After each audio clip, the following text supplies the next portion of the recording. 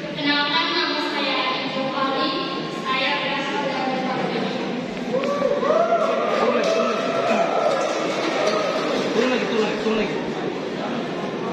Prodi PKK. Di sini saya ingin bertanya berkaitan dengan materi korupsi tadi. Nah, di situ kan dijelaskan bahwa di situ adanya penegakan hukum. Namun tidak dijelaskan bahwa penegakan hukum apa yang diterapkan di kampus. Nah, di sini saya ingin bertanya, kira-kira penegakan hukum seperti apa yang sudah dilakukan di kampus? Seperti dalam hal korupsi, mahasiswa korupsi. Tadi kan dijelaskan dalam materi bahwa mahasiswa korupsi itu seperti menyontek dan korupsi waktu. Nah, kira-kira penegakan hukum apa yang sudah diterapkan di kampus ITK Ledaga? Sekian.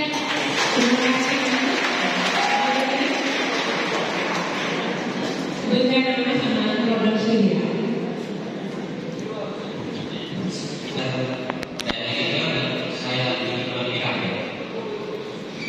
Di sini saya ingin bertanya, bagaimana jika ada atau seseorang kelompok yang tetap melanggar undang-undang 5 dosa perguruan tinggi itu, apa yang akan dilakukan oleh Satgas PPKS dan kebijakan seperti apa yang dibuat? Terima kasih.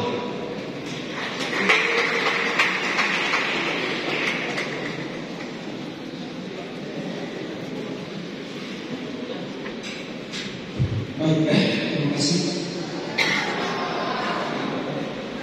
Pertanyaan pertama tadi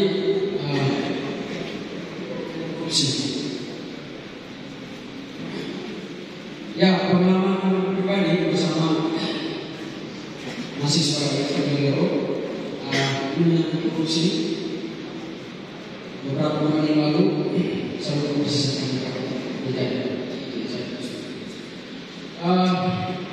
itu terjadi kasus korupsi yang dilakukan oleh, seperti yang dikatakan oleh penanya tadi, bahwa beberapa orang yang punya jabatan tinggi, misalnya dalam guru atau fisika. Itu beberapa bulan yang lalu kami dari Lero turun bersama Tokef dan juga aktivis di Mumbere sempat melakukan demonstrasi di depan Kejari. Kalau teman-teman semua kenal Pak Sifan Andi, ya, beliau meninggal persis di depan Kejari saat demonstrasi. Itu rangkaian pengalaman mengenai korupsi yang dilakukan oleh pejabat tinggi di sebuah perguruan. Apa tugas dari mahasiswa? Seperti yang saya jelaskan tadi, kita harus aktivis ini, arti bahwa kita bisa mencari tahu apa misalnya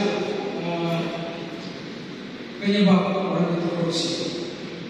Ya, kita cari tahu, lalu kita buat advokasi, dan setelah itu apa langkah selanjutnya kita melakukan ada strukturnya. Nanti kalau teman-teman juga terlibat, nanti teman-teman bisa analisis itu. Ya. Kita tidak saja seenaknya ada korupsi itu beda, turun dari sini ke sana langsung lempar. Itu kita yang akan ada proses semua sekarang. Jadi karena kita yang dihukum bukan orang yang koruptor yang dihukum, tapi kita ini. Oke, ini pertanyaan pertama. Lalu pertanyaan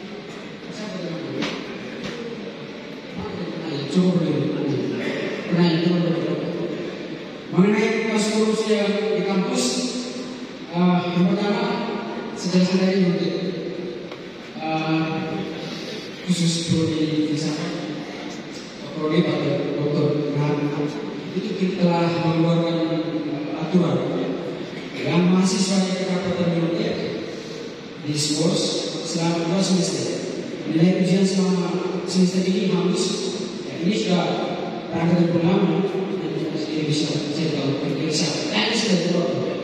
Kalau mereka bertahu tanya saja jawab. Kira-kira jawab itu aturannya jelas. Kalau yang nilai skors nilai ujian itu habis. Kalau dia sudah ujian dari Senin, akhirnya hari Sabtu, satu rapatan nyontek berarti dia ujian dari Senin sampai Sabtu, Kamis. Dan dia skor selama 2 semester atau 1 tahun akademik berjalan. Itu saja jawaban dari saya. Kalau ada sangat sebentar. Terima kasih. Tadi berkaitan dengan korupsi. Memang tadi dijelaskan lebih banyak informasi korupsi oleh pihak-pihak yang berwenang. Betul ya? Betul. Lalu apa yang dibuat? Heru sudah sampaikan, tetapi yang sedang diterapkan sekarang itu adalah upaya untuk memahami. Kalau kita sudah paham, maka diharapkan bahwa kita bisa mengurangi dengan tidak melakukan korupsi. Pertama-tama adalah dengan diri. Kita punya kecenderungan adalah ada masalah kita lihat ke orang lain. Kalau yang berapa ratus orang ini tidak korupsi, itu dampak besar. Dampak besar untuk mengurangi korupsi di lingkungan sekitar Indonesia terus lingkungan sekitar. Mau tidak komitmen itu? Komit tidak? Itu tidak korupsi? Korupsi yang lain juga adalah gunakan uang orang tua untuk hal-hal yang tidak berguna. Korupsi.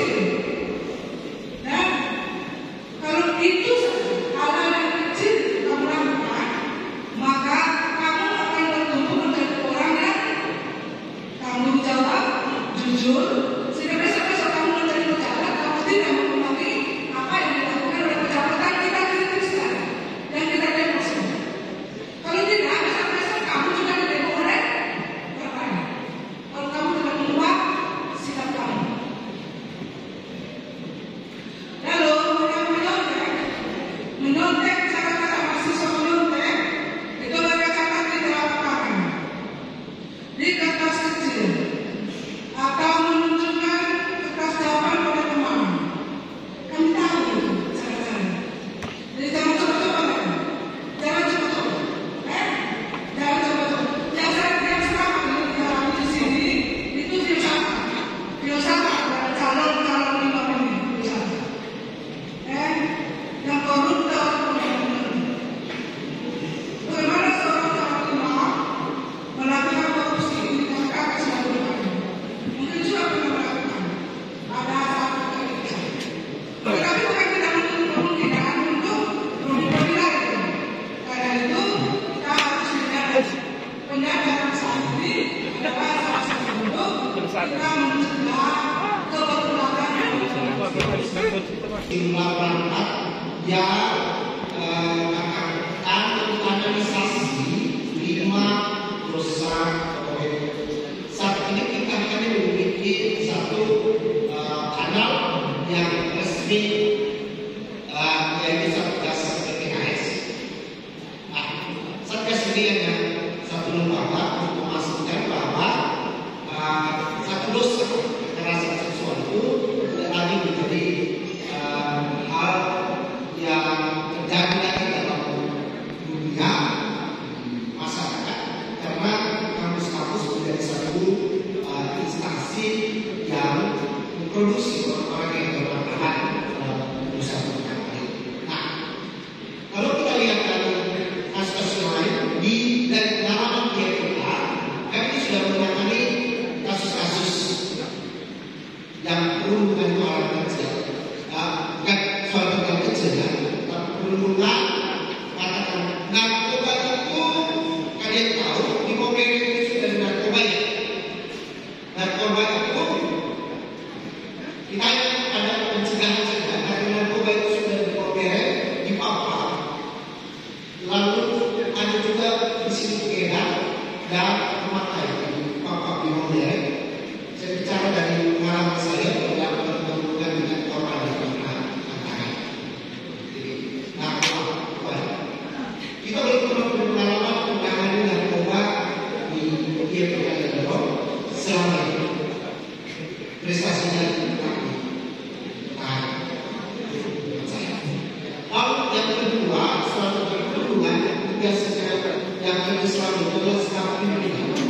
Dan kalau ada orang dulu, ini kan ini orang dewasa ya, atau hal lain di tangan oleh sahabat. Lalu dosa korupsi seperti sudah dijawab tadi, sudah ditekankan di sini. Dan yang terakhir tentang saya soal PPKS itu kekerasan mahasiswa yang terjadi selama ini sudah melibatkan antara mahasiswa. Bahkan mahasiswa kita dengan kampus lain kemudian itu tindakan kekerasan sudah ada antara mahasiswa. Antara itu apa namanya dosen itu pernah ditahan dan kasus-kasus itu sudah ditahan. Jadi ini masih dalam proses proses. Tapi ke depan ketika korban itu bersuara dan kami harapkan bersuara saat ini bisa perubahan yang besar.